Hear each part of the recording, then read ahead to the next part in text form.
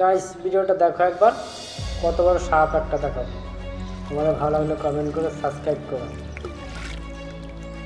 আর দেখো ওটা কি এসছে দেখো, তার নামও জানি না ওটা কি, কিসে ধরে নিয়ে যাচ্ছে।